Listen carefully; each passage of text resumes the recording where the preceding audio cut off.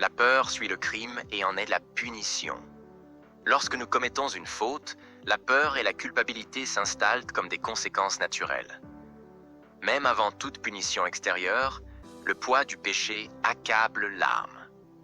La Bible confirme ce principe, enseignant que le péché non seulement nous sépare de Dieu, mais trouble également notre paix intérieure. Dès le commencement, cette vérité se manifeste dans l'histoire d'Adam et Ève. Après leur désobéissance, Genèse 3:10 rapporte les paroles d'Adam. « J'ai entendu ta voix dans le jardin, et j'ai eu peur, parce que je suis nu. Alors je me suis caché. » La peur n'était pas une émotion qu'Adam avait connue avant que le péché n'entre dans le monde.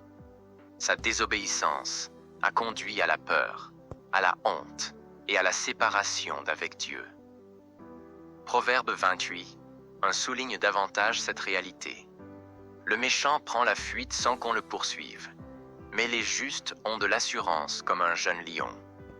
Une conscience coupable engendre la peur, même sans menace réelle.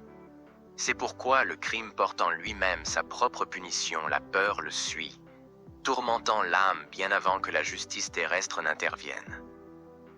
Même le roi David, après avoir péché, a exprimé une profonde détresse. Dans le psaume 32, il dit « Tant que je me suis tu, mes os se consumaient. Je gémissais toute la journée, car nuit et jour ta main s'apesantissait sur moi.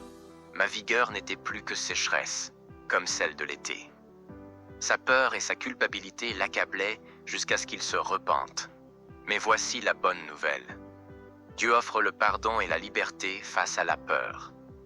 1 Jean 1:9 nous dit « Si nous confessons nos péchés, il est fidèle et juste pour nous les pardonner et pour nous purifier de toute iniquité. » Le crime peut engendrer la peur, mais la repentance apporte la paix.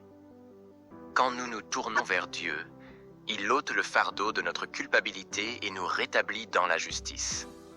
Il est impossible pour nous d'être sans péché. Nous sommes humains, nous avons nos faiblesses. Nous pécherons toujours à un moment ou un autre, mais l'essentiel est de nous repentir et de faire de notre mieux pour abandonner nos mauvaises habitudes avec l'aide de Dieu.